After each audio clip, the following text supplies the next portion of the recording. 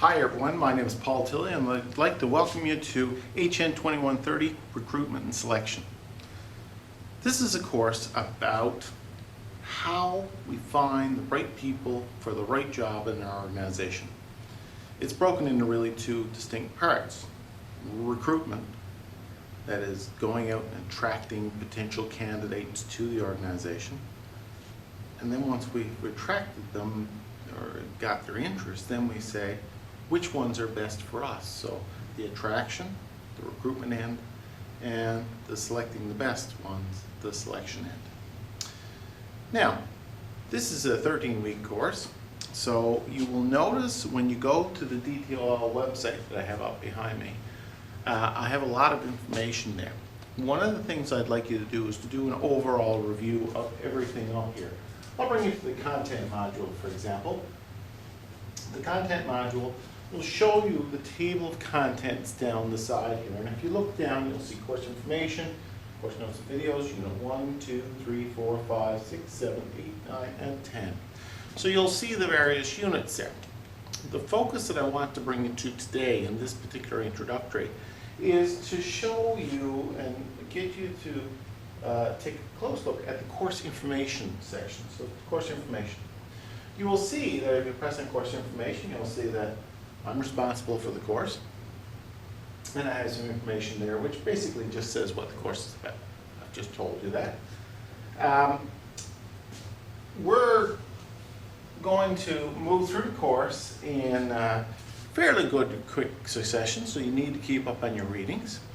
And one of the things you'll want to do primarily is figure out how is the course evaluated. Well, the second section here looks at the evaluation. We're going to have 4 discussion postings. The discussion postings are already in place. You'll find those under the communications discussions, and you can take a look down through those. If you're going to look at them and do them right away, that's probably not a good idea. The first one is in place, but I try to keep the discussions relevant to what's going on today, so they could change. They're certainly not going to change any earlier than 3 weeks before the date that they're due. So take a look at the discussions. The first one is the one that's most relevant. The others may change out during the course of the term because what I try to do is to make them relevant to things in the news. So you look at the discussions. There are 4 of them. What I want you to do with the discussions is to go review the material that I talk about there and write a little blurb. I'm not talking a lot. I'm talking about, a couple hundred words for other people and you to read. And what I want you to do is go read other people's. What have they written on the same thing? Comment on theirs. I don't mean superficial comments like, that's a good comment, Charlie. I want you to pose questions to those people. Add your 2 cents basically into their discussion. The idea of it is no different than a classroom discussion here, where we do a back and forth in order to learn from one another. So the point of the discussions is to do that back and forth. The evaluation of the discussions they're worth 10%. From my point of view of evaluating them, I want to see a clear demonstration on your part that you have a good understanding of material and how relevant the material we're covering is to the topic in the discussion. So prove that. The second thing that I want you to do in this course is a job analysis. As we move into the course, you'll see a little bit more about job analysis. Essentially, it is an analysis of the types of skills and competencies that a person would require in order to do a certain job. So you're going to see that I put the prepared job analysis in if you look through the content module and the assessments module, you will see specifically what I want in terms of the job analysis. And that comes up due on October 14, 2016. So I take a look at that sooner rather than later. And again, I want you to incorporate what we've learned into the course into that assignment. That's what I'm looking for that. The midterm exam comes up in late October.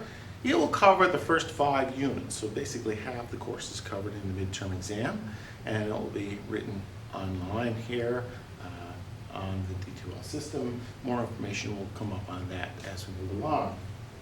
The next thing we're going to look at is the recruitment and selection assignment 2.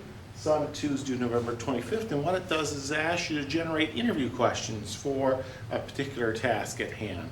Again, I'm not going to get into it in detail here. You can read about it, but the crux of it is that you're preparing to interview someone for a particular position. I want you to generate a proper set of interview questions that builds on the material we've covered in this course, and be able to say this is a good tool for the selection process. And that's worth 15%. We also have a case analysis that's due at the end of the term, the 2nd of December, and that's on the FASCO. In that case, you'll find that in the package here. And finally, we have the final exam. It's worth 30%. It's comprehensive, but again, the weight of it tends to be flowing towards the end of the course post-midterm.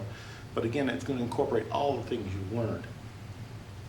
So that's a quick overview of what the expectation is in the course.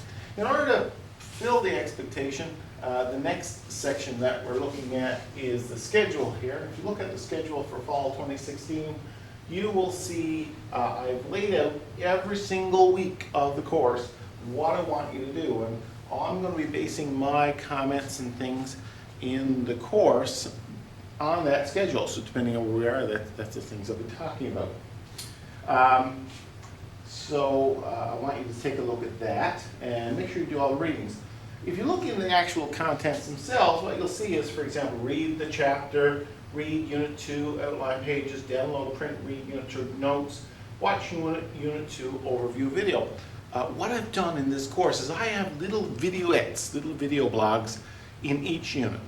Some units might even have 2 that relate to the topics in the course. So like you're watching here, I will give some explanation to the material that you're covering and give it some context. Again, if you want to use those, that's great. All designed to help you learn as much as possible about this. The textbook for the course is this right here, and it may be a newer edition depending on where you are, but essentially the edition shouldn't really matter too much. This particular one here, for example, the 5th edition, the 6th edition might be out soon. That might be in the cards for you if you buy a new book.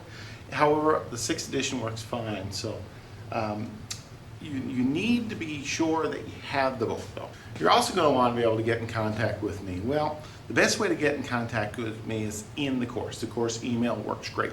One of the things that I would like you to do in the course email is when you email me, make sure you put the course number in the email descriptor. Because what happens is I'm doing several courses and Paul Tilley writes me an email and it just says I'm having problems with my course. I need to figure out which course it is. And some of you are registered for more than one course with me, so make sure that you put HN2130 in the topic. And I'll get back to you as soon as I possibly can. Hey, you don't like that ID? You want to be able to call me?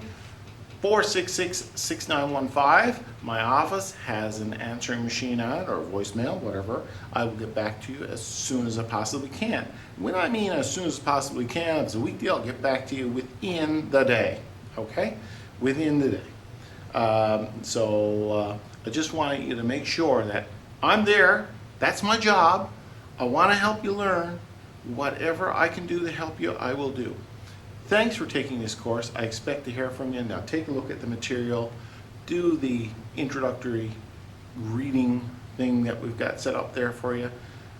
Make sure that you interact with your fellow students. Do the discussion postings and do the discussions. And most importantly, look to take something away from the course that when you finish, you say, I learned a lot there.